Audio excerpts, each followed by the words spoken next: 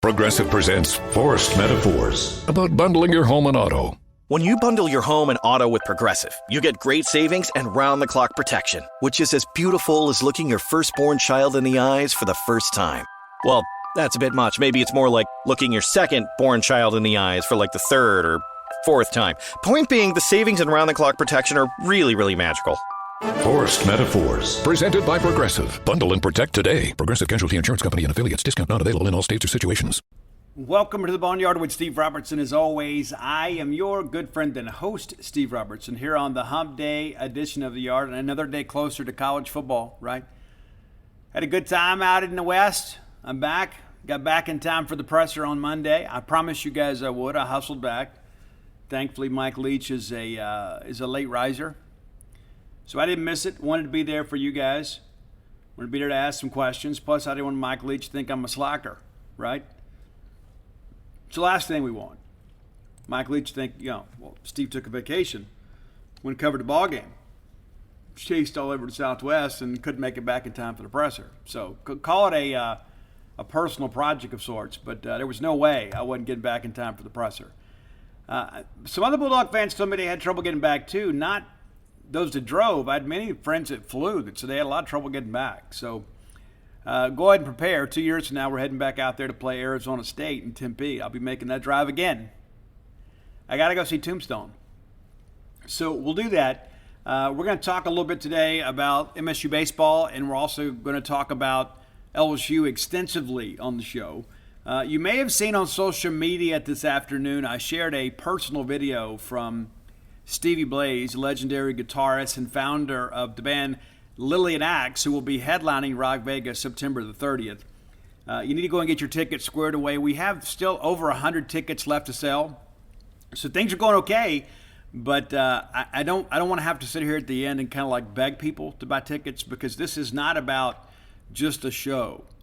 This is about money for Mississippi State's NIL efforts. And I've had a lot of people that have said, hey, Steve, I'd love to support it, but I don't know the bands. Well, I'm going to be blunt about that. It's not really about your entertainment value. If you come to the show, you're going to have a great time, because you're going to hear some songs and you're going to see some bands that are up and coming. But also, too, this is about Mississippi State.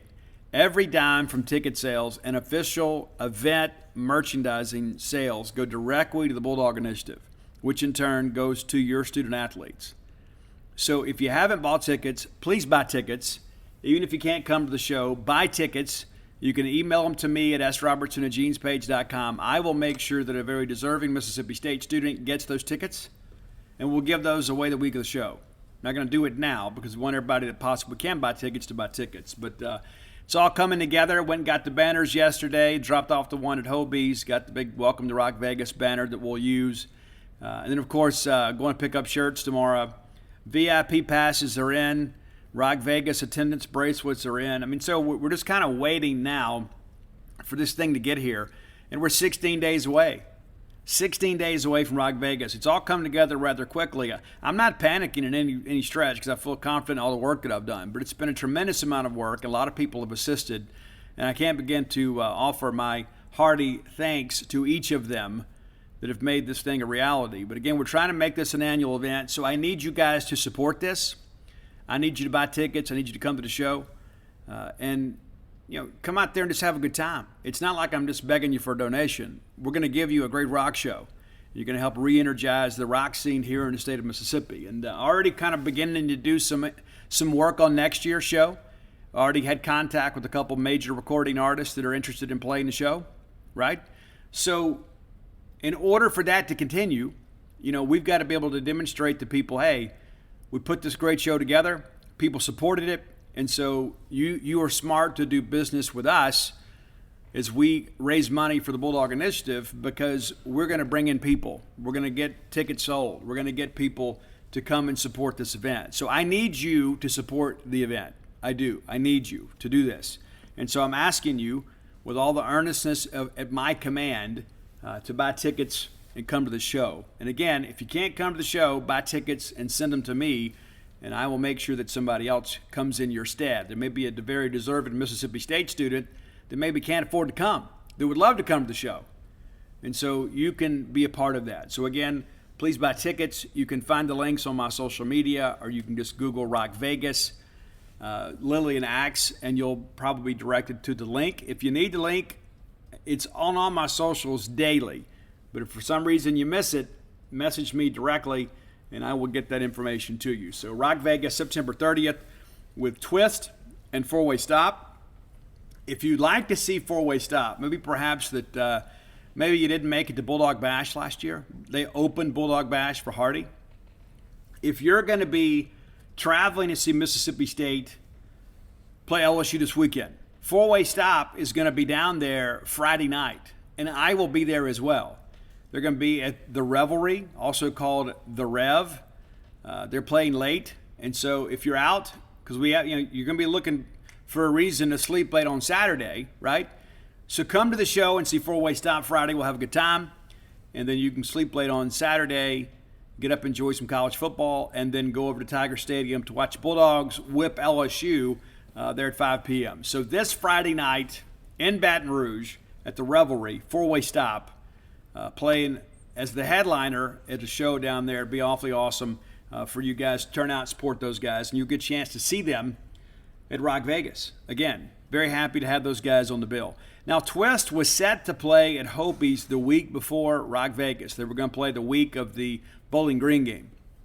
That has now been rescheduled because we didn't want people to say, well, I'm going to wait and go to Rock Vegas and not see them the week before. And so they've rescheduled that show. They'll be at Hopi's on Main at a different time, but all those bands will be fresh coming in. Many of you saw Twist a couple weekends ago down at Two Brothers. Put on a good show. So we're going to have a good time together. Again, Rock Vegas, September 30th. Doors at 6, show at 7. We got some pretty cool things planned in addition to the show.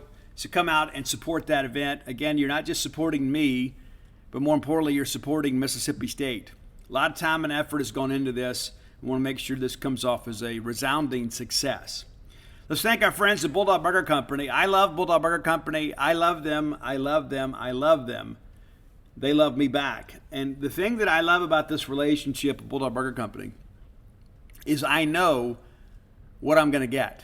There's never any question about what I'm going to get. And it doesn't matter what I choose on the menu, whether it be the Sloppy Joe sliders or the pimentology, add bacon, or the BLT salad. I'm going to get a quality meal at a quality price. I'm going to get great service and a great atmosphere from a great company that understands what it takes to feed folks. 3 great locations to serve you: University Drive in Star Vegas, Gloucester Street there in Tupelo, and Lake Harbor Drive in the Ridge and Flowwood area. Have the spring rolls. They'll make you and everybody around you better looking. We all need more of that. And get that chocolate shake to go. That's the thing about Bulldog Burger Company. It is an event, right? It's not just, hey, I've got to run in here and eat lunch. It's an enjoyable meal that you're not going to be in a hurry to just kind of run through. Sometimes when you're on the road, you just want to get something quick. When you go to Bulldog Burger Company, it is quite the event. And I encourage you to get the full course, right? The spring rolls, your entree, and then that chocolate shake to go. And maybe you want that Shipley's Donuts bread pudding. I'm a bread pudding connoisseur. I like theirs an awful lot. Be sure to go check them out today. Bulldog Burger Company, the place where people go to meet. MEAT. All right, let's knock some baseball stuff out. The SEC releasing the conference portion of the schedule. That is out there now for everybody. Let's run through what Mississippi State has. I like our draw, to be quite honest with you. We opened the SEC slate the weekend of March 17th with Vanderbilt coming to town. I kind of like getting those guys early. I don't think Vanderbilt's going to be particularly strong this year. I didn't think they were great last year. We beat them in the College World Series final 2 years ago. So this will be our first chance to try those guys on for size again since then. And I believe we're going to be a much better program. So I like getting them early before they've kind of figured some pitching things out. We're kind of in that same situation, too. We got to figure some things out, too. So I'd like to get this series at home. I expect State to win that series. The following weekend, we travel to Auburn. And Auburn, listen, Butch Thompson's done a great job at Auburn. Not that anybody should be surprised. Butch's done a great job out there and has them in the postseason regularly. Been to Omaha twice now. So that's going to be a difficult stretch for us. We have had some success against Auburn the last several years. But anytime you got to go on the road in this league, it's a challenge. But I like the fact that it's a winnable series on the road. And again, I think Auburn is a team that maybe doesn't recruit at the level that we do, but you cannot argue against the success that Butch Thompson has had in recent years. I wish the Auburn folks, and not just the tried and true baseball fans, I think Auburn fans as a whole and perhaps that administration maybe commit themselves a little bit more to Auburn baseball. And maybe that's not in the best interest of Mississippi State, but it certainly is of Butch Thompson. All right, the following weekend, we will get Texas A&M here. We had a rough weekend out at College Station. Put ourselves in a position to win some games down there and just couldn't close them out. It was miserable. And gives Jim Schlossnagle a chance to come up here and see how the big kids live here at Starkville. So that'll be a big series. And again, I like getting that one at home. A&M returns a lot of pieces from last year's team. This is going to be a very solid Aggie baseball team. We'll see what they have pitching-wise. I didn't think they were exceptional last year pitching-wise, but they were very competitive. They're always around the plate, made you put the ball in play. And A&M, really good defensively last year. So, again, they're going to bring some pieces back. Going to be a very competitive team. Alabama, we go to those guys. We have had a lot of success in Tuscaloosa, especially under Chris Lemonis. Again, that's a very winnable road series for us, and that's the thing. You start looking at the schedule and you realize a lot of the road series are winnable, and most of the toss-ups are at home. Most, not all, most. But the trip to Alabama has been very fruitful for State. The last time we were over there, we swept that series. That's the Kellum Clark thing too, where third baseman runs into Kellum Clark and they give him a hometown call. All right, the next weekend is Super Bulldog weekend. And by the way, that Alabama series is a Thursday, Friday, Saturday deal. The next weekend, Super Bulldog weekend, will welcome Ole Miss, the defending national champions, to town. And that's a team that lost an awful lot from a year ago. And let's be honest, they were kind of built to win last year. They had a lot of guys, including Tim Elko, that came back. And then Dylan DeLucia kind of comes out of nowhere and ends up being absolute money for them down the stretch. I mean, do we need to hype up the series anymore? The last two NAFL champions getting together on our campus should be a series that we can win. I mean, of course, we're just forecasting here based on returning rosters. But the reality of it is, anytime we get together with the Rebs, it usually favors us. So we need to find a way to win that one too and kind of get we won the series last year at their place. We've won most of them here as of late. All right, the following weekend we'll be on the road to Lexington, Kentucky to see our friend Nick Mingione. We haven't been up there in a few years. I'm eager to get up there and see what they've done facility-wise, since we have been up there. They have done they've renovated some things and made things better with the player amenities. And so Nick is our buddy. And so we had a good series against those guys 2 years ago. That's a winnable series again, too. Now, the next weekend could be one of the biggest weekends of April for Mississippi State. We travel to LSU. We expect LSU to be really good this year. Of course, we lose in the Paul Skeens sweepstakes, the Tigers. So now we got to deal with them. It's always difficult to go down to Alex Box and win a series. We did 2 years ago. Should have swept. We didn't. We won the first two and then lost that Sunday game and had a chance to really put those guys away, and we didn't. We ultimately lose the game 3 of the series. But, this is a huge rivalry. I think a lot of people sometimes, maybe newcomers to Mississippi State baseball, don't fully appreciate the history between State and LSU. Now, they've had our number most years, but there's probably not a team that more old-school Bulldog baseball fans want to beat more than LSU. So we have to go down there to Alex Box. And listen, they play a great brand of baseball. Anybody suggesting otherwise is just being disingenuous. All right, the Arkansas Razorbacks come to town. That's the opening weekend of May 5th through the 7th. Last year we were very fortunate to win a game. And what a game it was. Jackson Fristow really comes in there and heaves for us late. We hit Luke Hancock with a big clutch hit late. So we salvaged a game up there, which kind of broke up that run of sweeps between us and them. And they've had the better of us the last couple of years, and so it'd be nice to get them down here. And listen, as long as Dave Van Horn is at Arkansas, they're going to be competitive. They just are. And probably a team, too, that underachieved a little bit last year, considering the pieces they had back. And, of course, they had Michael Turner. They had a lot of pieces back, and they went into the portal and had some success, and then they couldn't get to Omaha. And they couldn't make it interesting, shall we say. I guess they did get to Omaha, but you understand my point. It's like Arkansas as a team over the course of the last 2 years. 2 years ago, they were considered the best team in the country. And then they get upset by NC State in a super regional. And then last year, they kind of scrap it together and get there late. They just can't finish. Final road series of SEC play is at Tennessee. Now, here's the thing I'll share with you about Knoxville. You're not going to hit home runs out to left at night. So the timing of these games will be awfully important. But you're not going to hit home runs to left. You can hit on the right, but at night, the air begins to chill a little bit, and it's just difficult. The air's a little thicker out there in left coming off that mountain. So you're not going to hit home runs to left. And so that Friday game, of course, will be an evening game. We don't know what Saturday's game will look like, but this will be a series, too. You remember last year how embarrassing that was.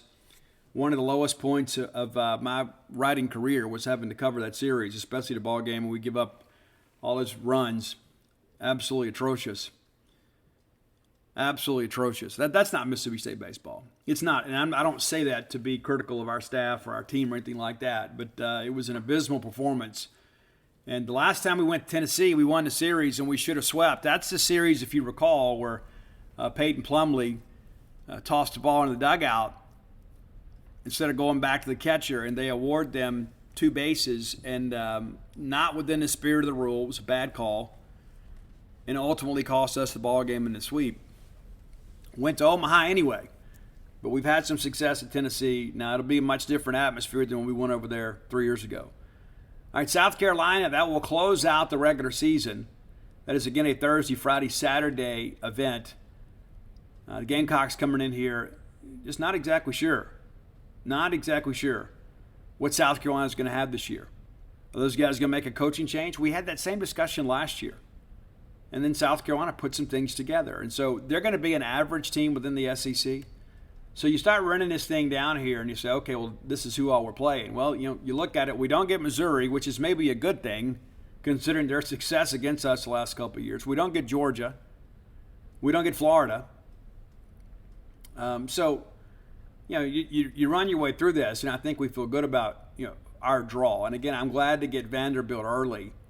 And you look at our teams from the East, it's Kentucky, Tennessee, Vanderbilt, South Carolina. There's no way you're going to avoid everybody, right? And not to mention, we are Mississippi State. There are going to be a lot of people that open up a schedule today and think, oh, man, we got Mississippi State again. Yes, you do. We are not the little sisters of the poor. We are Mississippi State. We are a perennial powerhouse in college baseball. And so it's important for us to go out there and restore the glory behind Mississippi State baseball. Last year was an anomaly. I am a huge Chris Lemonis fan. I love our staff. I love everything about Mississippi State baseball. And I just believe last year was just one of those things where everything went wrong for us. Despite everybody's best efforts, I don't think anybody was asleep at the wheel. I don't think anybody was not giving their best effort. I think we may have had some players maybe a little bit too worried about the draft at times. You stack that on top of some injuries. And listen, there's a part of me, too, that I look back. It's like we win an AFL championship together, and then we bring some guys back. It's like, hey, well, let's just keep it together. And we didn't really add an awful lot outside of R.J. Yeager. And I think we all realized it later in the year that maybe not adding a pitcher or two out of the portal was a mistake. And even if we'd had people healthy, it likely would have been a mistake. You understand what I'm saying? It's like we need to always be adding to the top of our roster. And so I think sometimes you get caught up and you think, we'll be okay. And the gift of hindsight is always easy. It's always easy to look back in hindsight and say, well, yeah, we should have done that. But the reality of it is we expected to be a potential Omaha team last year, and we finished last in the West. It was embarrassing to all of us. And I can promise you in my conversations with Chris Lemonis, nobody wears that more than he does. He doesn't look at it and say, well, we won an AFL championship year before. It's okay. No. That's just not how Lemonis is built. Just not. Chris is never a guy that feels like, okay, well, now we can kind of coast. Chris is an ultimate competitor on a recruiting trail, ultimate competitor as a coach. And I read these comments sometimes. People are like, oh, he's sitting on his bucket. What do you want him to do? Pace the dugout and throw chairs like Bobby Knight? I mean, come on. I can tell you my interactions with Chris are more extensive than your interactions with Chris. And I can assure you there is nobody more determined to make sure this is a big year for Mississippi State baseball than Chris Lemonis. Absolutely nobody. Zero. No matter how much we all care. I mean, it's not just his passion, it's his livelihood too. It's how he feeds his family. But more importantly than that, beyond the paycheck is the pride issue. Even when I went and interviewed him about the portal, about the portal class, your buddy's here and everything else, every time he would mention last year, I could just see him wince. I could just feel it in his body language. The fact that that's on his record, especially the year after we won a national championship, is not something that sits well with Chris Lemonis. You can rest assured in that. Chris has never just sit back thinking, well, what could they expect? We won a national championship the year before. I can assure you those words have never left the lips of Chris Lemonis. And what did the staff do? They go out there and really work the portal hard and go get some great players for you. And so we'll have full coverage of the scrimmages this weekend. You can find that over at genespage.com. They had a scrimmage earlier for Dugout Club members. And so the rest of them will be attending and providing full coverage. So be sure and check that out over at genespage.com. We'll have the non-conference schedule be released soon, too. Looking forward to that, too. Let's go ahead and jump into to LSU. Hey, Bulldog fans, you know what time it is. You can smell it in the air. You can feel the buzz all around you. Football is back. The thrill of the game, cheering fans, touchdown celebrations, absolute nonsense from SEC officials. But getting taken out of the game, that's absolutely out of the question. Luckily, there's Drizzly, the #1 app for alcohol delivery. With Drizzly, you can compare prices on the biggest selection of beer, wine, and spirits from local stores and get them all delivered to your door in under 60 minutes. That's right. You can even schedule them for delivery up to 2 weeks in advance if you're having a big celebration party. Now you can keep the party going without missing a second of the football action. And win or lose, Drizzly makes it easy to send the gift of beer, wine, or spirits to the fellow football fans in your life, especially if that means a little extra post-game gloating. Download the Drizzly app before game time or go to drizzly.com. That's DRIZLY.com. DRIZLY.com. Progressive presents Married to Your Home. I'm disgusting. Oh, House, don't say that. You could live someplace so much better than me. That's not true. Oh, yeah? Look at these uneven stairs. Gross. House, you know I don't care. Ugh, and the squeaky door hinge. Well, I think it's cute. No matter how much you already love your house, you'll love it more knowing you could save big bundling your home and auto with Progressive. Coverage from Progressive Casualty Insurance Company, affiliates, and third-party insurers. Bundle discount not available in all states or situations. Let's take a history lesson first, okay? Mississippi State began playing LSU way back in 1896. Were you aware of that? We lost. We lost 52-0 in 1896. That's one of the largest margins of victory in a series. The next year we lose 6-0. We get our 1902 we lose 6-0. 1903 we get our first win in the series, and then we began to play more regularly. And LSU won, the first 5 of 8, and then State went on a nice little run here. We won the next 3, and we had a tie. But some weird stuff began to happen. We played them in Jackson from 1926 to 1930, every game. 5 straight games we played in Jackson. And then after that, the Tigers did not set foot on Mississippi soil to play the Bulldogs until 1958. From 1931 to 1957, we played LSU either in Baton Rouge or in Monroe, Louisiana. In 32 and 33, we played over Monroe. But from 34 to 57, we played every single game annually in Baton Rouge. Now, I don't know who was responsible for that. I don't understand what type of financial agreement we had in place. That just seems less than ideal for Mississippi State. Why would we agree to go play every year in Baton Rouge? Makes no sense. None whatsoever. And I don't know, maybe it had something to do with the fact that, maybe we couldn't accommodate crowds or whatever. I don't know. But I can't believe that we would agree to play for better than 2 decades down in Baton Rouge. It just boggles the mind. I would maybe one day we'll dig into that and we'll find out kind of what the thought process was. And if there's still anybody alive that can tell us anything, and perhaps there's a written record somewhere of kind of how this all happened. But, how did the SEC office let this happen? I'm just curious. Did something like this would happen? I mean, it's kind of like, Ole Miss and Alabama didn't play each other, and then we had to go to Baton Rouge every year. It makes no sense. And as you can imagine, LSU won most of those games. Now, towards the end of the 50s, we began to have some success against them. 52 we win, 53 we win, 54 we win. We lose in 55, we win in 56, win in 57. So we had some good success down there, and then all of a sudden, LSU turns it around. We go back and play them in Jackson in 1958. They win 7-6, and then they win the next 4. Then in 63, we beat them again in 7-6 in Jackson. And then all of a sudden, we resumed this crazy nonsense about going back to Baton Rouge. It's like, okay, we finally were able to get a game here regularly, and then from 1964 to 1970, every year we go back to Baton Rouge, and guess what? We lost them all.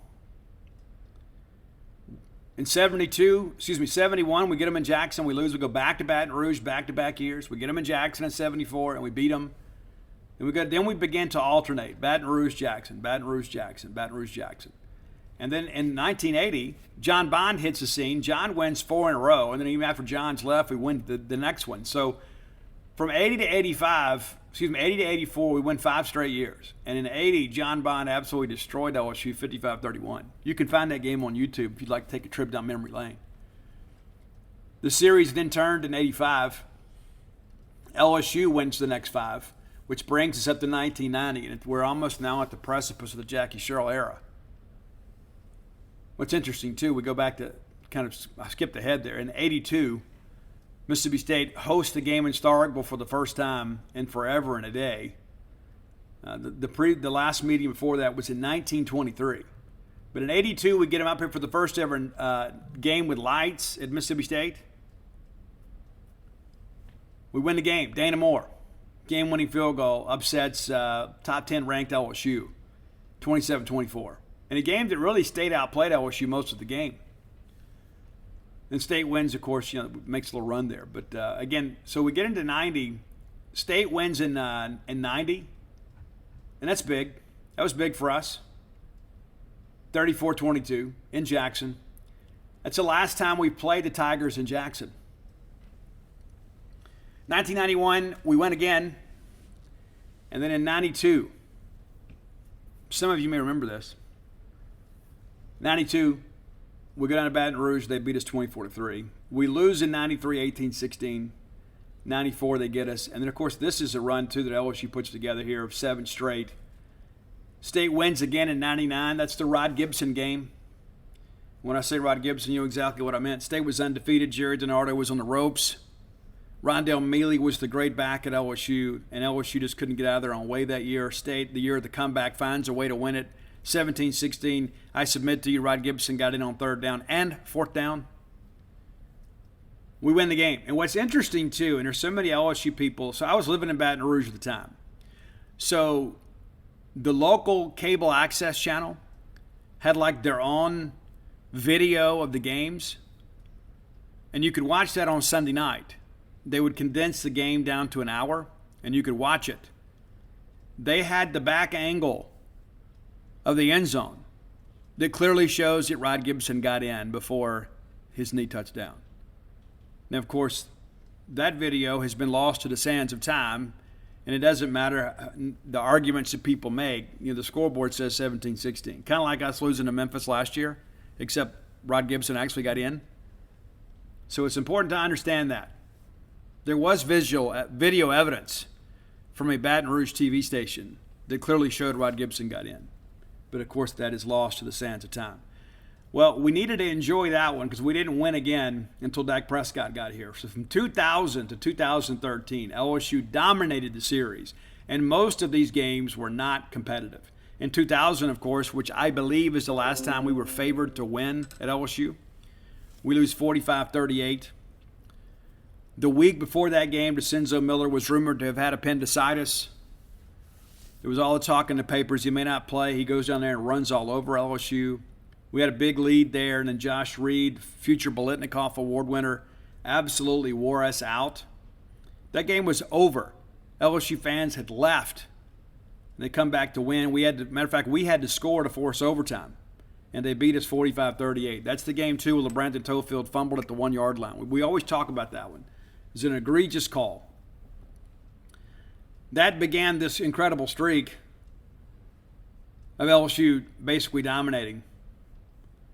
Just to kind of run it down for you, in 01 we get beat 42-0, then 31-13, then 41-6, and 51-0. And that was a Sylvester Croom game that Nick Saban actually took a knee before the half. In 05 we lose 37-7, then 48-17, then 45-0. In 08 it's a little more competitive, 34-24. And then 2009, a game we should have won, 30-26. That's the game when Chad Jones had that incredible punt return. We didn't make a tackle, but late in the ball game, we have a chance. We run the jump pass. It didn't work out. And Tyson Lee had a chance to pitch there at the end. The guy had to make a decision, made the wrong decision, and we ultimately lose the game. It's in Dan Mullen's first year. LSU was very highly regarded that year. Marcus Green, our tight end, had a big ball game. Should have won the game. Was really that, you look at that year, we went to 5-7 that year. Should have beat Houston, should have beat LSU. 2010, we lose again, 29-7, then 19-6, then 37-17, and then 2013, that was just an absolutely abysmal game when Odell Beckham and Jarvis Landry just absolutely destroyed our secondary. We lose 59-26. And then finally, Dak Prescott gets our first win since 1991 in Baton Rouge, a 34-29 game where the final score is not truly indicative of how well Mississippi State played. Made some mistakes late in that ball game. I remember Archie Manise snapping the ball over Dak Prescott's head, allowed them to kind of climb back in the game after the game was pretty much decided. The next thing you know, we had to bat a pass down on the final play of the game to get out there with a win. And then LSU wins the next two, 21-19, 23-20. In 2017, Nick Fitzgerald absolutely dominates LSU, 37-7. The biggest margin of victory in the series for Mississippi State. LSU wins the next two, 19-3 and 18, and that's a ball game too that we had our chances. Absolutely had our chances, and that's when people began to really get concerned about the Joe Moorhead offense. Our defense played lights out. Defense against Joe Burrow played absolutely lights out. Gave us a chance to win the game. We ended up giving up a string of field goals, could not score. 2019, Burrow and those guys come back and get their revenge, even though that Joe Burrow had a more embarrassing moment. Kind of bare-cheeked moment at Davis Way. They beat us 36-13. The next year, we go to Tiger Stadium, first game of the Mike Leach era, and KJ Costello sets the SEC single-game passing record. People forget we turned the ball over, 3-4 times in that game? We win 44-34. If we play clean that game, it's probably a 40-point win. It's ridiculous. And then last year, LSU wins 28-25. I still contend that the score of that game makes it look a little more competitive than it was. We scored a couple touchdowns late, and we had some opportunities early. We squandered some important drives. Will Rogers had one interception that was, I'm sure he'd like to have that one back. But, the play that stands out, of course, is the punt. State's got all the momentum. We score. We need to get the ball back. And Rodney Gross gets the leaping call. And I believe the last play he ever played, maroon and white, gives them a first down. They go right down and score. I mean, it's going to be a much different ball game. And that's the thing. Like a lot of LSU people tend to forget about that. They tend to forget how that play, the game really turned on that. And to be fair, I mean, it was a 7-3 ball game at the break.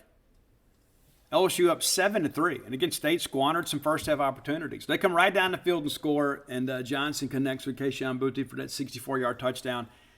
It's 14-3, and I think we're thinking, all right, we're going to have a tough time here. We have a really tough time here. Then we miss a field goal. We drive down the field.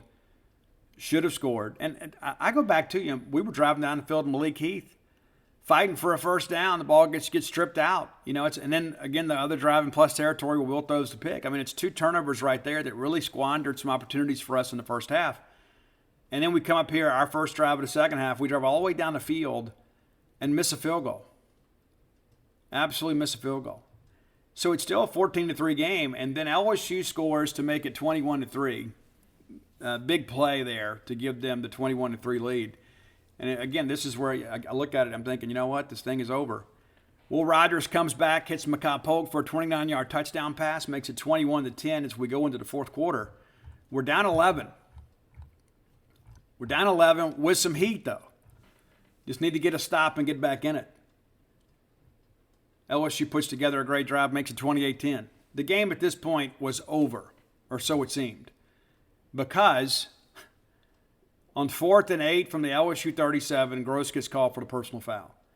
What happens there if we just take the punt? It's a 21-10 ball game. We get the ball, right? But instead, the very next play, or maybe it's 2 plays after that, 3 plays after that, the 41-yard touchdown pass where Forbes runs into another, I think Fred Peters, and they score, makes it 28-10, and then State adds a late touchdown to make it 28-17. We get a stop with right at 6 minutes to go and go down and score again. And so it's a 28-25 game with just about 2 minutes to go. We do the onside kick. It didn't work out. And then they run out the clock. And so, again, even though the score is somewhat indicative of a close ball game, LSU was really in control of this game. And despite our best efforts to climb back in it, we have this egregious penalty. And it was absolutely the right call. There was no question about it. It was a lack of discipline by a player that's no longer here. Just when State really had some juice. And all of a sudden you're going to make this a competitive ball game and maybe have a chance to make it a 1-score game with a lot of game left. The next thing you know, we just dug ourselves in too big of a hole. And again, you look back in hindsight and say, well, we lost 28-25, missed a field goal. I don't know over the full context of the game, how much that would have mattered. You know what I'm saying? Because like LSU's play calling would have been different. They would have gone maybe into less ball control mode and still try to hit some big plays. And our safety play in that game was absolutely atrocious. So how much have we grown since last year? A lot of things have changed in Baton Rouge since then. Of course, that Orgeron is gone. Brennan is gone. A lot of those players from last year are gone. Butte, of course, is back. They've lost a lot on defense. They've struggled a little bit too. But I wanted to kind of go over the series a little bit. And then a couple segments later, we're going to get into what LSU looks like this year and give a bit of a scouting report on those guys. I have watched the LSU-Florida State game live, and I've gone back and watched some other things from the Southern game. And not that you can tell a lot from that. It's because of the fact that, there's just so much that goes on with all that when you play an FCS team. I mean, it's just not a good barometer for the quality of your program. You just can't really tell because there's such a talent differential between, an upper echelon team like LSU and a team like Southern. And I'm glad they play that game. But I think the reality of it is that it's basically a glorified practice for LSU, and it's a fundraiser for Southern. But again, if you're going to write that check to go play a non-conference team, why not invest in your own state? And so I'm glad to see LSU do that, even though we didn't learn much from it. So we'll get to that after our top 10 list. All right, time for today's top 10 list brought to you by closewithblair.com. That's C-L-O-S-E with Blair, B-L-A-I-R. Blair Chandler is a friend of mine, a friend of yours, a friend of Mississippi State, a friend of those in need. Blair is a guy, too, that can help you. A lot of people, you want to have friends that know how to get things done that maybe you don't. Blair is a mortgage professional, 21 years in the industry. And maybe now is the time for you. It's like, well, Steve, I'd like to wait till interest rates are here, interest rates are there. Maybe you don't have that luxury. Maybe you're facing foreclosure. Maybe you've got revolving debt just absolutely eating away at you. Maybe every week is a grind because you're a paycheck-to-paycheck employee. Maybe you're having to bring leftovers for lunch every day. Maybe it's a ramen noodles delicacy on Friday. Maybe you just need to lower your debt-to-income ratio. Maybe you need to consolidate some debt. Blair is the guy that can help you with that. Give him a call today at 601-500-2344. Again, that's 601-500-2344. Call or text. That's his personal cell number. If you mention to him you heard about him on our show, say, hey, Blair heard about you on the Boneyard, he's going to pay for your appraisal. It's about a $500 value. Visit him to find out more about his services at closewithblair.com. That's C-L-O-S-E with Blair, B-L-A-I-R.com. I'm a firm believer in keeping business within the Bulldog family. I like to do business with Bulldogs. If I have to go spend the money, I'd rather it be with you. It goes back like to Rock Vegas. Everybody I spent money with the exception of bands, have been Mississippi State people. Want to keep the money within the family. Nothing against anybody else, but I want to support the people that support the things that I love and care about. Blair's one of those folks. Season ticket holder in multiple sports. It's a place in Starkville. You can rest assured Blair Chandler will treat you right. Again, that's closewithblair.com. All right, so Dog Smack. Steve Keene had asked a while back if we'd done Stevie Ray Vaughan. I was certain we had. I couldn't find the list, nor could Roy. And when you're talking about a legend like SRV and the great band Double Trouble, maybe it's worth a second swing even if we have. I can't imagine that we lost it because Roy is so meticulous in the things that he does. So maybe it's just been an oversight. So we're going to correct that today. Stevie Ray Vaughan top 10 list. Now, your top 10 list may be different from mine, and that's okay. You have the right to be wrong in America. Many people exercise that regularly. If you don't believe me, just go look at Twitter. But All Along the Watchtower and Little Wing are not here because they're obvious covers. There are a couple other ones in here that maybe would be considered covers, but the arrangement and rendition are much different. And so I don't want to get into a big back and forth about that. I just want to celebrate the late, great Stevie Ray Vaughan today. And so number 10 on our list is actually not a Double Trouble song. It's the album that Stevie Ray and Jimmy Vaughan of the Fabulous T-Birds did together, an album called The Vaughan Brothers. Very creative title, right? The Vaughan Brothers, the great song, Telephone Song. So you've got dual leads, dual blues lead guitars here, and Stevie a little more bluesy than Jimmy. Jimmy has some blues influence, but he's a little more maybe rock radio friendly. And I love the T-Birds, man. I don't know if we can put a top 10 list together, those guys, but I love the Fabulous Thunderbirds. I love the Thunderbirds. I think Jimmy Vaughan is an underappreciated guitar player, but nice to see those guys work together on an album. Number 9, the great song Change It. If you're unfamiliar with that one, you should get to know it. Number 8, Couldn't Stand the Weather. That is a great one, too. And I like the vocal on it a lot, too. And that's the thing about Stevie Ray Vaughan. I wouldn't say he's a tremendous singer. He's a very good singer, though. Right? He doesn't have a lot of range, but for what he wants to play, he's got this soulful voice. You know, probably somewhat limited when it comes to octaves. But I think Couldn't Stand the Weather is a really good representation of the kind of vocalist Stevie Ray Vaughan was. Number 7, one, it's a little up-tempo. Kind of has a little bit of Elvis Presley, maybe the 50s, early 60s Elvis Presley flair to it. It's Look at Little Sister. Like that one an awful lot. Hey, Mama, Look at Little Sister. Number 6, I think this is when we really started getting into legendary stuff. Number 6 for me is Cold Shot. There's just something about that song, from start to finish, that is kind of unique. You know, every song is a little bit different, but I don't know that there's a lot of songs that really sound a lot like Cold Shot, even in the blues genre. It's kind of got that little half-step hook in it. I dig it a lot. Number 5, an absolute gem of a song is The Sky is Crying. We've all been there. We've all been there, been down in the pits of despair. That's what that song's about. Number 4, now this is one here that I don't know that gets enough due. This is one of these slow, melodic blues songs that has an absolutely incredible intro to it. It's the classic Tin Pan Alley. Number 4 on my list, very slow, melodic. It's like, you always talk about, man, that guy's got the blues. If there was ever a greater indicator that Stevie Ray Vaughan was a true blues man, this is that song. This is one of those songs that I don't know that a lot of people could perform and have the same level of authenticity. It's an absolutely amazing song. Number 3, and I think we would probably all agree that on the top 3. I think we may disagree on the order. I think we'd all agree on the songs themselves. But number 3 for me is Crossfire. And again, I like the sharp vocal on this. Like there's not all these melodic and harmonic runs. It's just a great blues song. It's an up-tempo blues song. Got some organ in the background. I love it. Number 2, it's Tightrope. You knew that one was coming at some point, right? Great lyrics.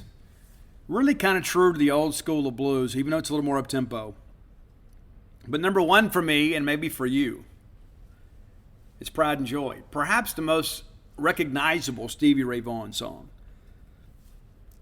And at some point, we've all been there too. We've always had that, everybody's had that one girl that you fell in love with and she loved you back. And maybe she didn't always love you back. Maybe you didn't always love her back. But for a period there, she was your pride and joy. So that's our Stevie Ray Vaughan top 10 list. I hope you enjoyed that. And again, I apologize for not getting this done sooner.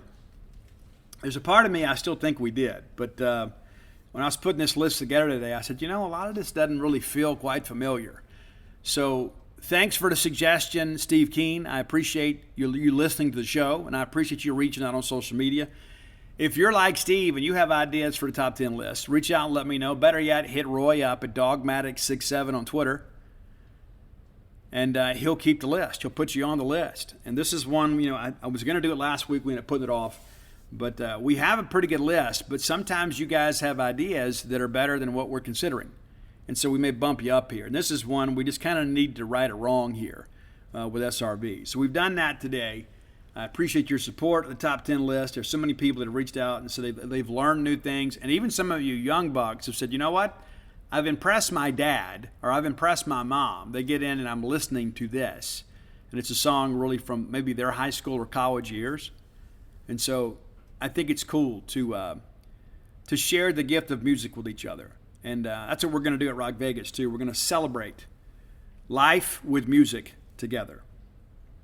And it doesn't matter to me what your political affiliations are, what your religious beliefs are, who you voted for, if you pay your taxes or not. That's all your business. I don't care who you're sleeping with. That's all your business.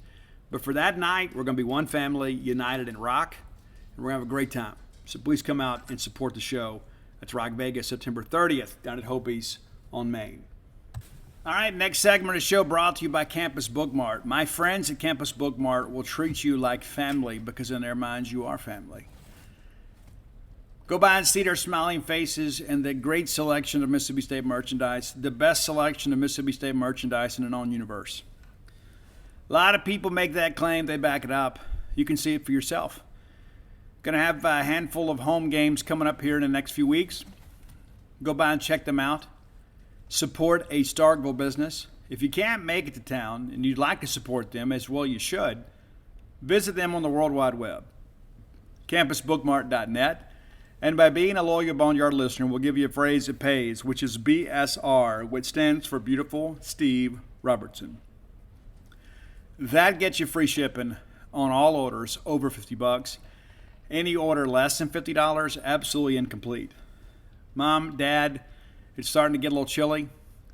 Buy yourselves something, take care of those kids. They're growing like weeds. They can't wear their Mississippi State merch from last year. Let's get everybody outfitted in some brand new maroon and white. It's going to be Christmas time before you know it. It's just over 3 months away. You probably don't want to hear that, but it's true. It's time to start planning. Campus Bookmart has you covered. Again, that's campusbookmart.net. Promo code BSR, which stands for Beautiful Steve Robertson. Get you free shipping on all orders over $50, and chances are you're going to need to use that because you're not going to be able to stop at $50. All right, let's take a closer look at LSU. I transcribed the Brian Kelly press conference yesterday. I was impressed with his delivery. Thought he was maybe less coach speak than most. I think that's an important thing to consider. I think he gives Mississippi State a lot of respect, and as well they should. And one of the things I think is important to understand, too, like if we lose this game, it's not going to wreck our season. I think many of us, when the schedule first came out, we penciled this in as a loss because we have taken some really good teams to LSU over the years and come home with losses. So it's not going to wreck our season, but it could be the difference between a good season and a great season. We want to start, hey, can we make the move above 8-4? You got to win games like this. Now, if you're LSU and you're Brian Kelly and you're thinking, hey, we're facing the prospect of opening the slate 1-2, and we still have Alabama to go, and a lot of those games left on the schedule are toss-ups, you start thinking, hey, wait a minute, we're losing opportunities to get to a 10-win season, which is kind of like what you expect at LSU. It's been a difficult stretch for those guys since winning an national championship. A very difficult stretch, which is why they made a coaching change.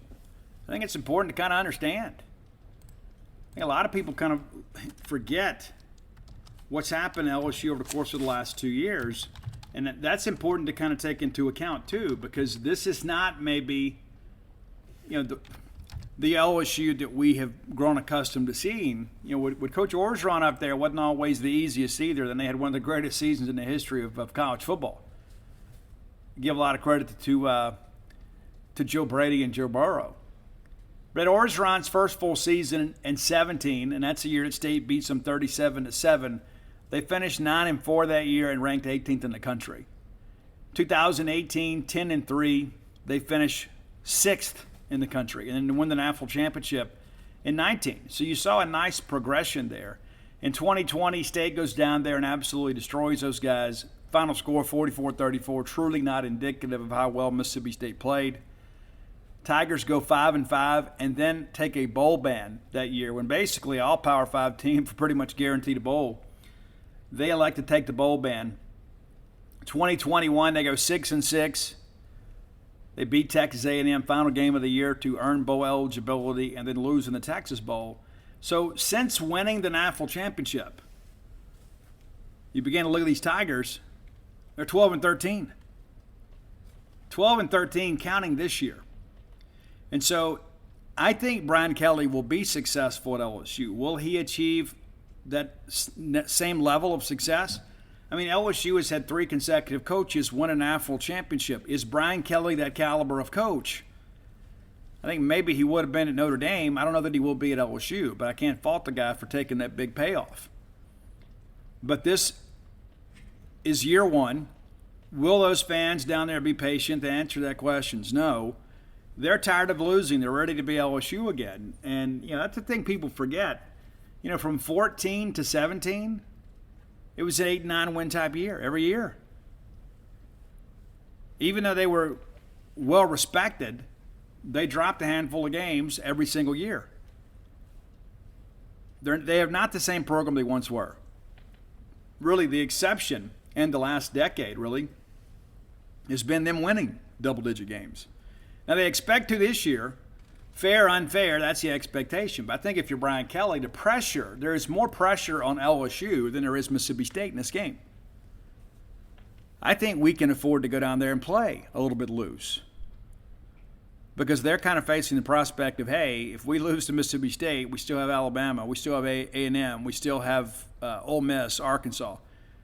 And Arkansas has had some success against LSU as of late. All of a sudden you start thinking, this could be an 8-4 year for us. This could be a 7-5 type year for us. So the pressure is on those guys. Now, the intangibles, of course, playing at home in front of one of the greatest fan bases in all of college football, that's a huge advantage.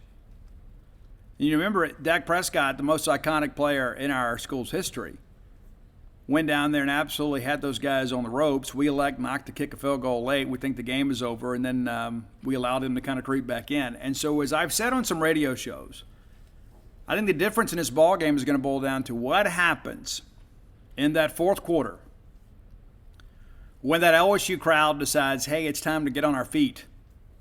They begin to will that team to victory. How are we going to respond? How do we silence the crowd? How do we take them out of it? Well, I think the biggest answer to that is to have a double-digit scoring lead in the fourth quarter. Still a lot of football left to play. But it's difficult to win down there. I mean, you saw it.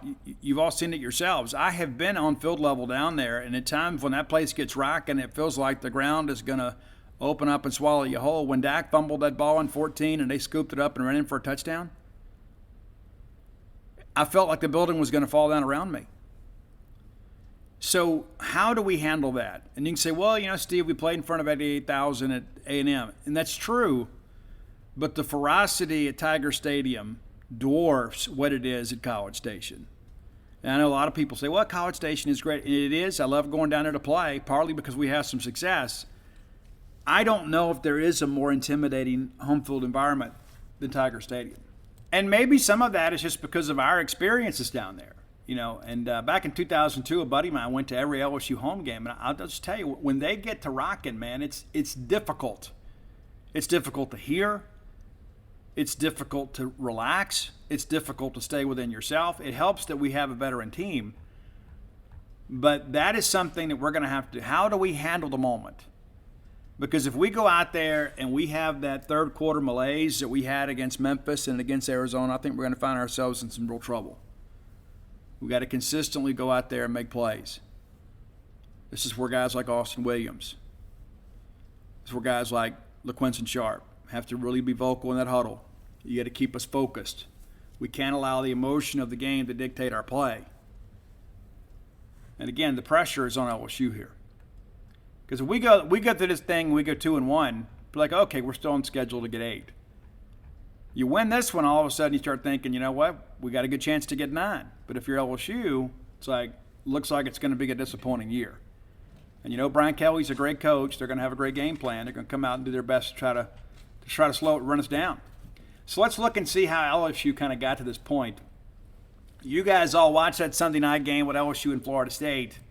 It was not a good game until the very end. It was a very boring game, by and large, until that fourth quarter.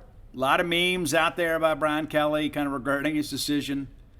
LSU had a first quarter lead, 3-0, but it just felt like LSU missed some opportunities in that first quarter. They were moving the ball with some success, and then shortly after that, the Florida State defense stepped up and got some stops. Florida State scores to go up 7-3 at the break.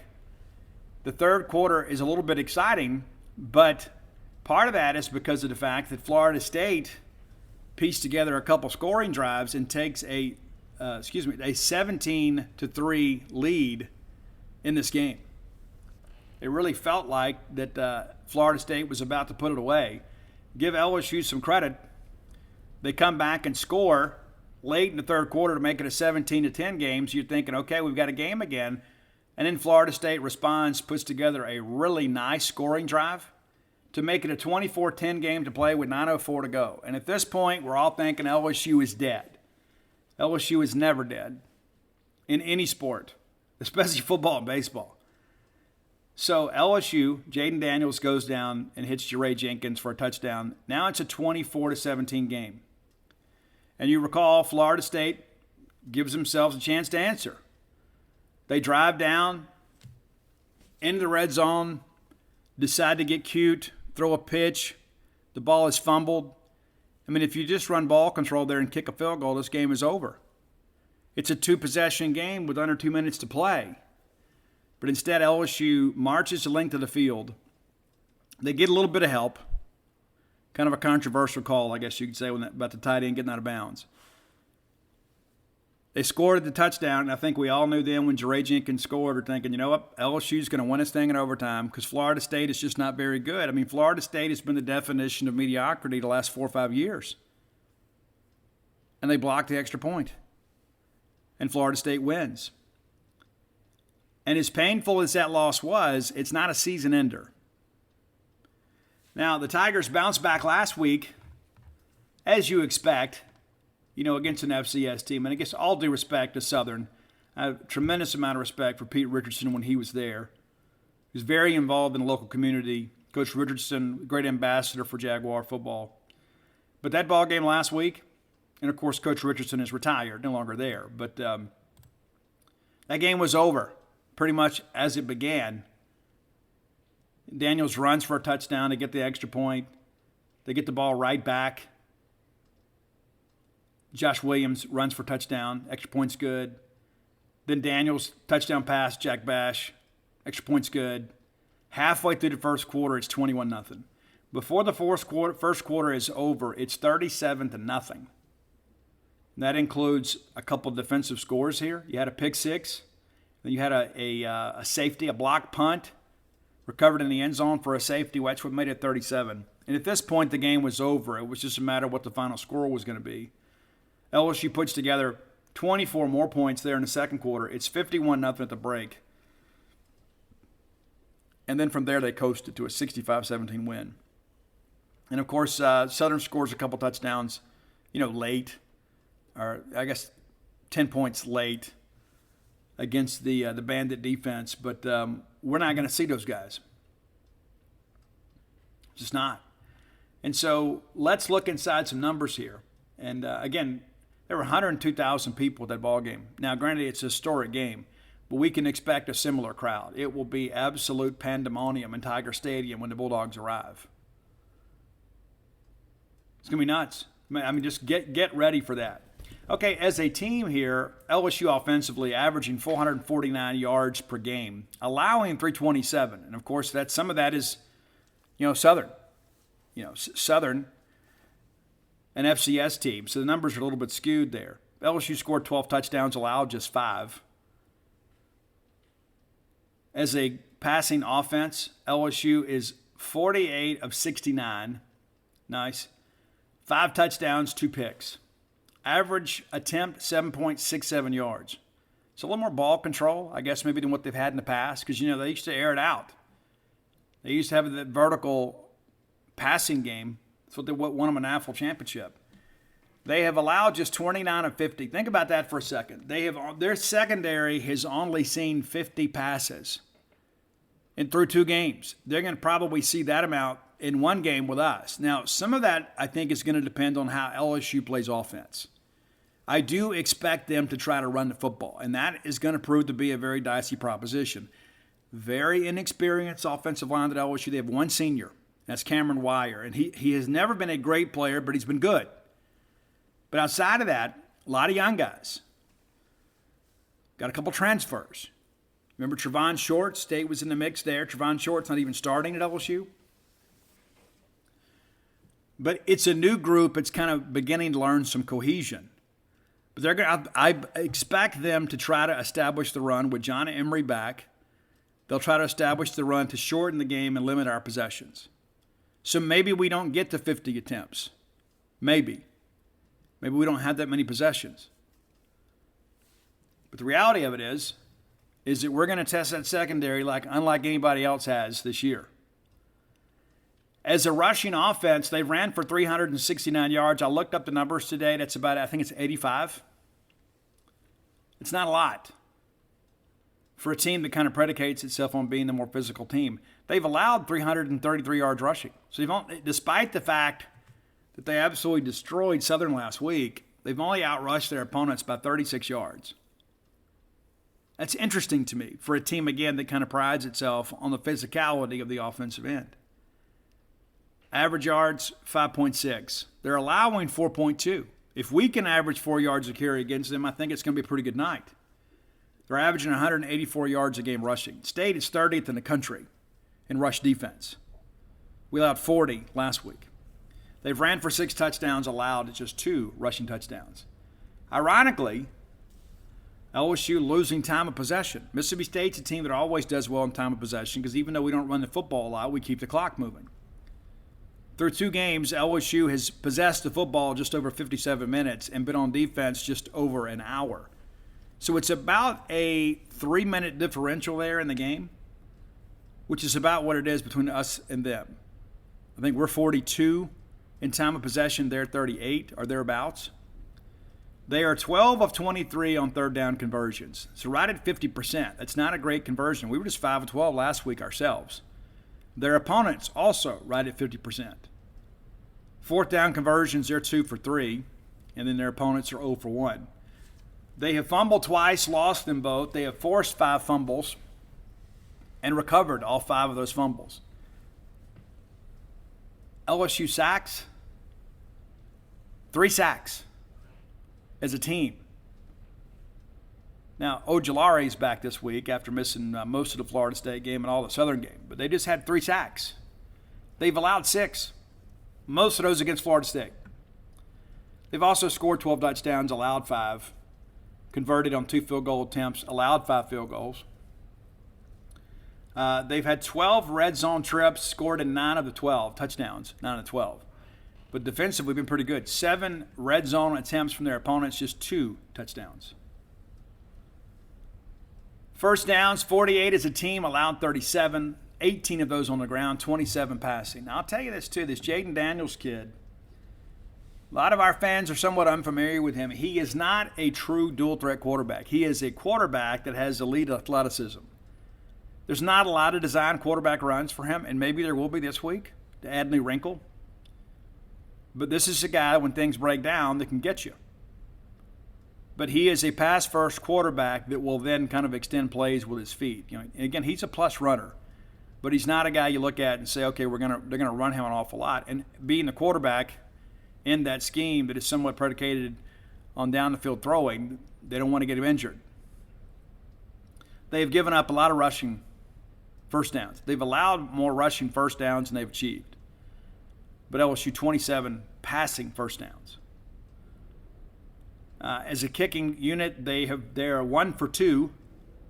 They've and their opponents 2 for 5. That's interesting as well. So if it boils down to kicking, maybe Ben Rabin's got the advantage. All right, looking deeper into special teams here. They have kickoff returns. They've only returned the football 3 times.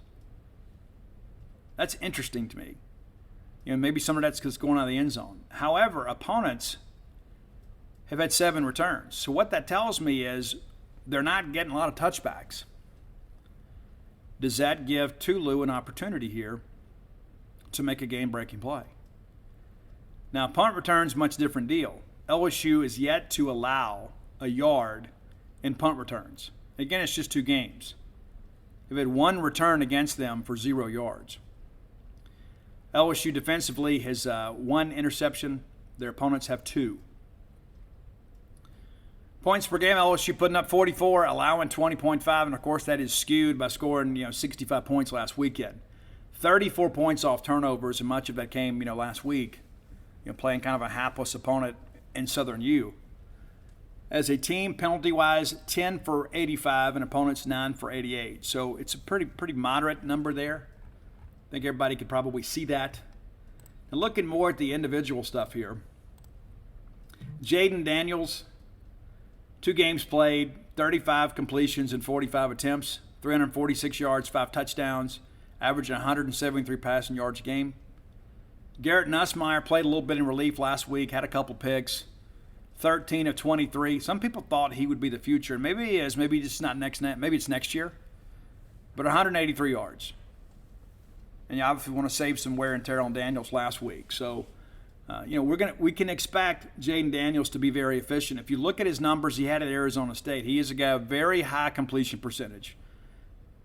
Doesn't really take the shot down the field, maybe like some previous LSU quarterbacks. So he's not going to give you a whole lot. His freshman year at Arizona State, 17 touchdowns, 2 picks.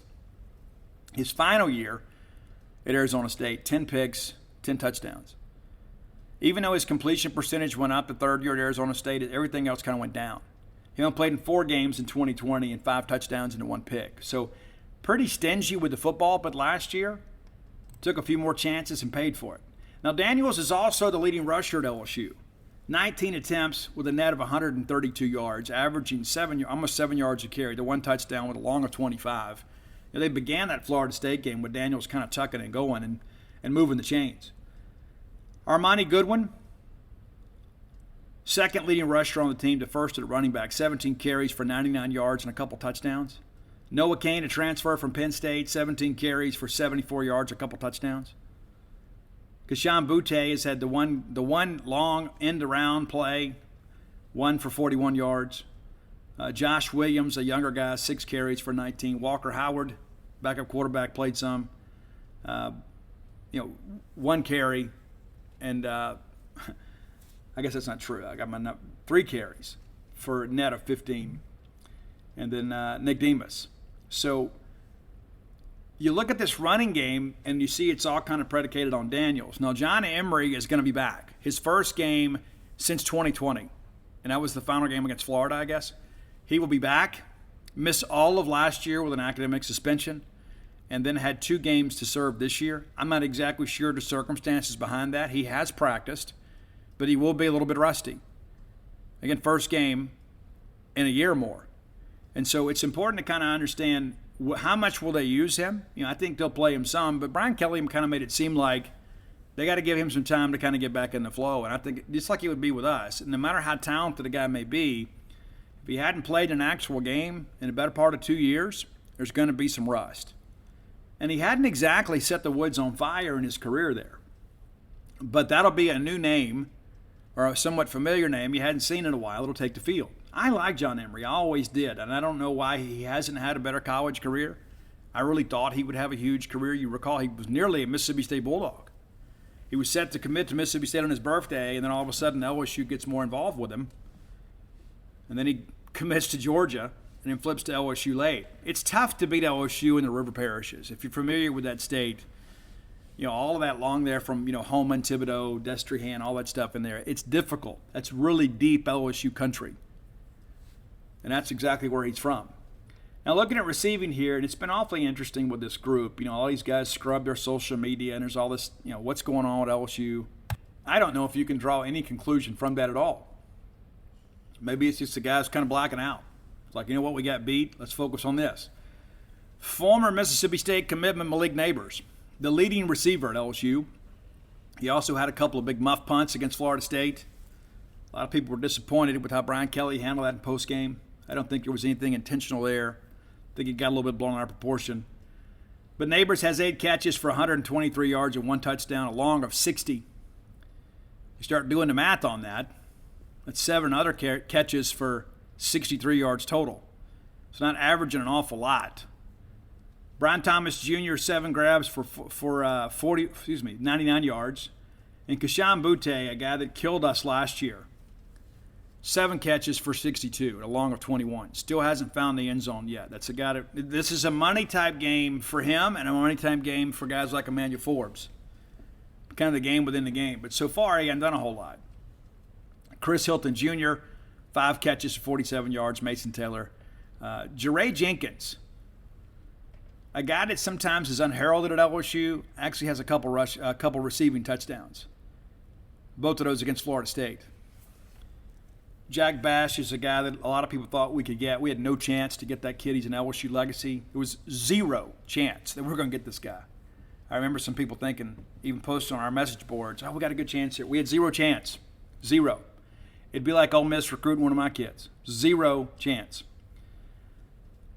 So that's your offensive numbers there. And again, you look at this offense, they have not been especially explosive. They will get it figured out. I just hope it comes in 2 weeks.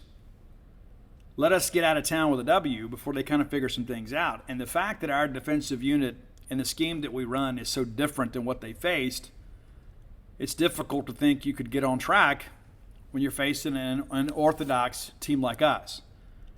That's the conventional wisdom thinking, but we'll see how things go. Now, looking at the defensive side of the football here, LSU always has athletes. Major Burns leads the team with 12 tackles. He also has a couple for loss. He has a breakup, quarterback hurry. This is a guy who'll get after you. Now, the strength of this defense is its defensive line. Absolutely no doubt about it. That front against our offensive line, it's going to be a real challenge.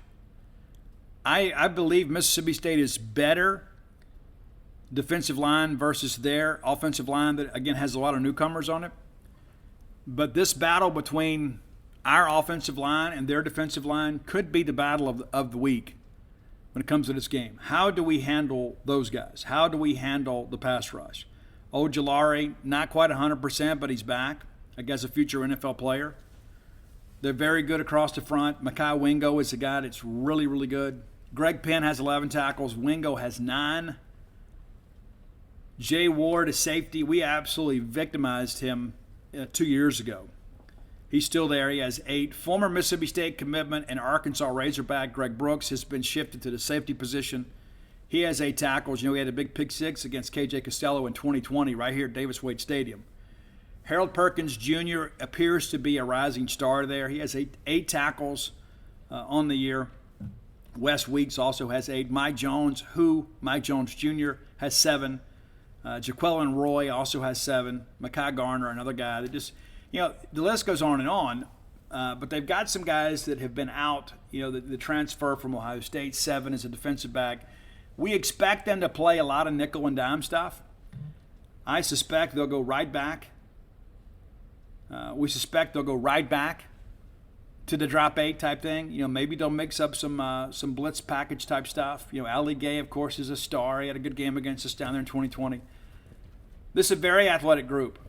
There's no questions about it. This is a very athletic group. They just not have come together yet. They will at some point.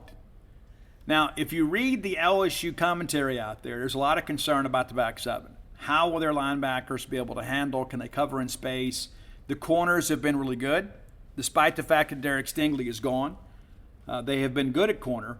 Safety play has kind of been up and down a little bit. So, what does that mean? Now, they have not faced an offense like us. Florida State's a little more of a balanced offense. They like to run it a little more than we do, obviously. And Southern, Southern just simply couldn't match up. So, again, you can kind of just throw that game out of there. But we're going to stress this secondary like nobody has this year. And you go back and, again, you think about last year, and despite the fact that, State lost that ball game, and, again, I share with you, again, the recap. At one point, we're down 18 points in the fourth quarter. Now, considering State's ability to come back last year, it's part of the gig, right? But looking back at last year's numbers, Will Rogers had 371 yards in this game. And State actually ran it pretty well, too. We ran for 115 yards. LSU, as a team, only put up 343 yards of offense. Will Rogers surpassed that by his lonesome. And so you begin to look at this and say, okay, despite and they had bragged all week about their great defensive scheme last year, it was really more about our own lack of execution because everybody drops 8 against us. But Mississippi State, piles up nearly 500 yards of offense and loses a ball game. If we do that this week, we've got a real chance. Now, a lot of people are saying, Steve, what do you think? What do you think? What do you think? Well, I'll be honest with you. I think Mississippi State's ready to go. Now, what concerns me, again, is this lull. What do we do when there is this lull in the third quarter? And maybe perhaps we're learning from that because in both of our games, we have come out the first possession of the second half and put the ball in the end zone. We get up 35-3. We go up 2 scores against Arizona, and then it's like the malaise hits us. Can we push through that? You may not know this, but Dollar Bill was pretty much whipped, almost dehydrated out there. Some of those guys out there because of the temperatures. There was some guys that had to be officially hydrated. It's a good hydration plan to kind of keep those guys fresh, and so it'd be a little different, I guess, this week. But yes, I am expecting Mississippi State to lose the game. Will we lose? Could we lose? We absolutely could lose. I don't expect us to lose. I think this ball game boils down to what Mississippi State does rather than what LSU does. And if you look at what's happened, Mike Leach offensively, no matter what LSU has run defensively, has moved the football. Even last year. And it's so funny to look back in hindsight. They brag so much about what a great job they did defensively. Well, you had a Malik Heath fumble and you had a Will Rogers errant throw that was really the difference in the game. Now, all those plays matter. We talk about the Rodney Gross penalty. We talk about Will, basically throwing a bad interception and Malik Heath getting stripped, fighting for extra yards. You take those plays away, it's a much different ball game. So I don't think that Mississippi State is going to struggle with confidence because I believe State knows they can move the football against LSU. I think State actually matches up pretty well with LSU. And I think if LSU comes out and tries to establish a running game against Cameron Young and Nathan Pickering and those guys, I think they're going to find themselves behind the chains more times than not. The big question for us defensively is what do we do when things break down? How do we handle Jaden Daniels when he extends his legs and gets outside and runs for first downs? Do we spy him? Do we put Jackie Matthews on him? Do we put a linebacker on him? I don't know if a linebacker is going to have the foot speed sufficient to match up with him. And those are the things you think about. You remember how we played against John Rice Plumlee a couple years ago? We spied him, took away his ability to create outside of the framework of the offense. And that's what makes guys like Jaden Daniels so dangerous is kind of that Johnny Manziel factor. If you make him sit back there and be a quarterback, he is talented enough to pick you apart. But he's more dangerous when he gets outside the pocket because then the receivers can work back to the quarterback, and it's difficult for your defensive backs to cover for that extended period of time. But I like State to win this thing in a close one, and we'll talk more about that later in the week. I do think State is the better team. I do think LSU will get it going. I think getting them early is very advantageous for State, even though we have to go on the road. But I think it's important to understand that we're a good football team. Maybe we're not great, and maybe that remains to be seen, but we're a good football team. We're not going to go down there and be intimidated. People forget. We went on the road last year. We won at Auburn. Went on the road last year, won at A&M. We're a team that should have won at Arkansas. And so I don't think going into a hostile environment is going to intimidate us. And again, I think when the confidence of knowing that over the course of the last 2 seasons, you put up basically 1,200 yards of offense combined against the LSU Tigers, I think you can have some confidence in your offensive scheme. All right, final segment of the show brought to you by Portico. I've told you guys before, if you are considering moving to Starkville, look no further than the wonderful residential development that has been established at Portico. Very easy to get to. Turn off 82 on a 12 light, go into campus. The very first right is Pat Station Road. You go through that little 4-way stop, boom, there it is on the right, Portico.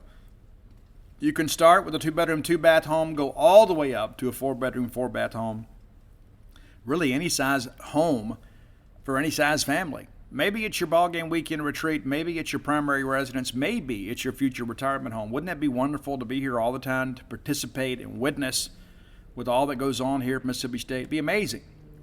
If I was moving to Starkville, I would move to Portico. I'm already here. I'm out in the sticks. I'm pretty well established. But I tell you this, I'd love to be that close to campus. Just 1.1 miles away from campus, but it's the quiet side of campus, tucked away in a neighborhood, not on the busy side of campus. And so you get the convenience of campus without maybe the inconvenience of all the hustle and bustle and that traffic. It's time that you consider Portico. Reach out to our friend Brooks Bryan, former Diamond Dog, a guy that knows what it takes, a guy that knows how special a place Starkville, Mississippi is. If you go to a Mississippi State sporting event, chances are you're going to see Brooks wearing maroon. Looks like he could still play. I've told him before that if I was the third base coaching Boggs, we're going to bunt. I'm going to make him lug it out. We're not going to get up there and swing for the fences. It's not church league softball, Brooks. We're going to lay one down for the team. We're going to see if you got will. I think he could beat it out. Brooks' phone number, and you can call her and text him and talk to him about Portico, or perhaps ask him about playing baseball at Mississippi State. 601-416-8075. Again, 601-416-8075. Part of a couple of great Mississippi State baseball teams who went to Omaha. So Brooks trying to make Starkville an even better place to live. So check it out today. Portico. Make it your next move. All right. So we're going to get back here on Friday. I'm about to get ready to head over to campus for our media opportunity. Yesterday we had Austin Williams and Jet Johnson, Randy Charlton. You can find that free content over at genespage.com. You can watch the video yourself. If you want to read the article, you can. You want to watch the video itself, you can do that too. We provide you with both because we're, we want to fill all your needs, right? That's what we do. We're very unselfish in that respect. So we'll get coaches today. I'm eager to hear, what they have to say. I don't know who all we get. We usually get Zach Arnett like every other week. I'd be interested to know, how he plans to defense Daniels. I suspect, in many respects, he's like Mike Wright from Auburn, but better. But Vandy. Mike Wright from Vandy. Mike is really maybe more of a run-first quarterback. Daniels can absolutely, elongate the field. He can stretch the field on you. But we did a good job with Mike last year. That was the big concern, even though you say, well, Steve, it's Vanderbilt. We knew that we could score. We just hoped that we could keep them from scoring much. We did, obviously, blew those guys out. But I suspect if you go back and look and see that film and look how State chose to keep Mike Wright in the pocket and make him a quarterback, it's probably what you'll see a lot of. because this game, I think, ultimately may be decided by what happens on those scramble plays. Last week against Arizona, State got plenty of pressure. Much different scheme than what we saw with Memphis. And I read things, and I try not to come off as being condescending on this show, even though I've been accused of that. I don't mean to be. When you have a team like Memphis that is going to work the perimeter, they're going to get the ball out fast. They're going to get it out to the hands of their receivers and try to get those bubbles working and things like that. They're going to be really quick and deliberate in things they do. You're not going to be able to sack that quarterback very often unless you just jump the route and you've got backside pressure from it. That's part of the deal. That's the thing you get. It's the thing you get done. And so you got to get out there and make tackles on the perimeter. Arizona, much different. They wanted to get the ball down the field some. And as a result, we've got DeLaura kind of running for his life. So the difference this week compared to last week is I think when Daniels gets in that situation, he's just going to go. Last week, DeLaura was hesitant to go. There would be times he had open running lanes, and he wouldn't go. He would still try to get some work for the receiver. And Jed Fish kind of talked about in this post-game press conference. It's one of the things they'll coach. He said, that's what happens in practice. Quarterbacks don't take off and run in practice like that. When those opportunities present themselves, you try to extend the play and get the big gain. In a game like that, when you're trying to manage field position and try to get first downs, you got to go. Daniels will not hesitate to go. So what do? How do we handle that? That kind of remains to be seen. I don't expect Arnett or any defensive coaches to kind of tip the game plan. But this is going to be an interesting game of chess. It really is. Two very different teams. And I think, if we're being honest with ourselves, I don't think we're being too much homers here. I think State's experience is probably the best thing going between the two. Of course, Brian Kelly and his staff, brand new, right? And so you're 2 games into a new era. You're 2 games into new offensive and defensive systems, whereas Mississippi State is heading into their 3rd year. So, State, from an experience standpoint and a continuity standpoint, should have an advantage in that respect. LSU has recruited much higher than Mississippi State historically, and so if we're to line up and probably have a beauty contest, LSU's going to win that. But the difference is, this is not about that. This is about who executes the best. So State, because of 2+ years experience in an offense and a defense, should look like the better team. State is a more experienced team. State is more of a veteran team. And then when you begin to break things down, I think Jaden Daniels is a bit of a wild card. I think it's going to be a close game. And I tell you this, what it kind of reminds me of? Do you remember that 2014 game at Alabama? And do you remember how frustrating Blake Sims was? It's like we would have Alabama in 3rd and 9, 3rd and 11, and then we would lose contain, and Blake Sims would run for a first down, and we just couldn't get off the field. That's what we have to avoid. When we get them in 3rd and long, we've got to make him throw the football and then hope that our secondary can close on it and get a PBU or force an incompletion. We can't get into a game of backyard football at LSU.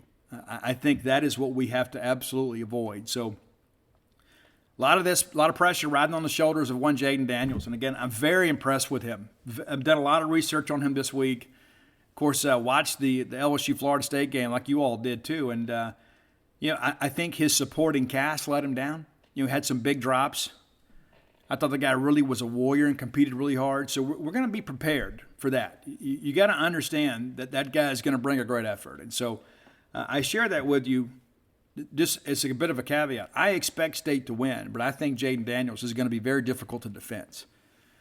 So we'll see how things go. If you hadn't done so, go to dogpilethebook.com. You can get all my sports books there. Most of you already have them. Some of you only have a couple of them. It's time to complete your collection before Alpha Dogs and Stark Villains go out of print. So go to dogpilethebook.com. You can get personalized and signed copies of all of my books there on the sports variety. If you're looking for Bloomsville Leander, you can find it at Amazon.com, BarnesandNoble.com, BooksMegan.com. Many of you have maybe, guys, your spouses have birthdays coming up or anniversaries coming up. Maybe you want to do something sweet for them. Get them Bloomsville Leander. Or get them a Stark Villain shirt. Go to StarkVillains.com. You can do that too. And a reminder, and I'm going to keep harping on this until we sell out. Get some tickets to Rock Vegas. because, again, this is not just about a show. This is not just about me. This is about the betterment of our NIL opportunities for our student athletes of all sports. I have not given Charlie any direction on how this money is to be spent. I said, Charlie, you know the needs. You know where Mississippi State could benefit the most from this. So you make that decision. So it's just kind of going to go into a general fund. We didn't earmark it for baseball or football or basketball or women's golf or softball. I said, Charlie, that's going to be completely up to you. And I submit to you, there are going to be people that have written bigger checks, but this is the first really big NIL fundraiser of its kind. Not just perhaps in Mississippi, but perhaps the country. Do you know other people out there that are booking shows like this? And I think we have to be creative. And there'll be an article in tomorrow's Starkville Daily News about the event. Cal Brown called and interviewed me and Stevie Blaze of Lillian Axe today. And so that'll run tomorrow, kind of explaining some of this and kind of my history with Lillian Axe. And so I share all that. I'm doing the best I can to promote this. I have done everything that I can do. We have used some Gene's Page money to help facilitate this. We've picked up some great sponsors. I've come out of my own pocket with some money to help facilitate this. And so I am committed. And I don't ask you to match my commitment. I just ask you to honor my commitment by making a commitment of your own.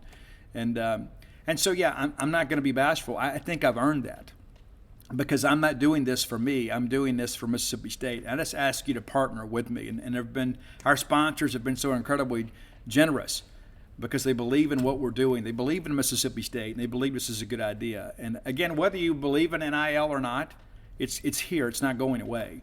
So this is a way for you to maybe do your part a little bit to kind of help get things going. And you know what? If you want to set up monthly disbursements, go to the Bulldog Initiative, and you can do all that online too. I believe in Charlie Winfield. I respect Charlie as a person, as an attorney, and as a Bulldog. And I know that he is doing his absolute best to help Mississippi State be a real player in NIL. And we don't have any choice. This is about us just kind of coming together as a family and saying, hey, this is what we have to do until they bring some changes and maybe put some parameters in place here as it relates to NIL and things get a little bit easier. We're going to have to pull together as a people to ensure that our athletic teams are competitive. It's as simple as that. And we can bury our heads in the sand, and then a few years from now we'll wonder what happened. Well, it will ultimately be on us, because the landscape in college athletics is changing. And so as a result, I've just kind of sprung into action here to try to help and partner with the Bulldog Initiative to help bring something amazing to Starkville, but also to something for the betterment of Mississippi State. Please buy tickets. Until next time, let's all live our lives in a way we make more friends than enemies, and people can see a difference in the way we live. Progressive presents Forced Metaphors about bundling your home and auto. When you bundle your home and auto with Progressive, you get great savings and round-the-clock protection, which is as beautiful as looking your firstborn child in the eyes for the first time.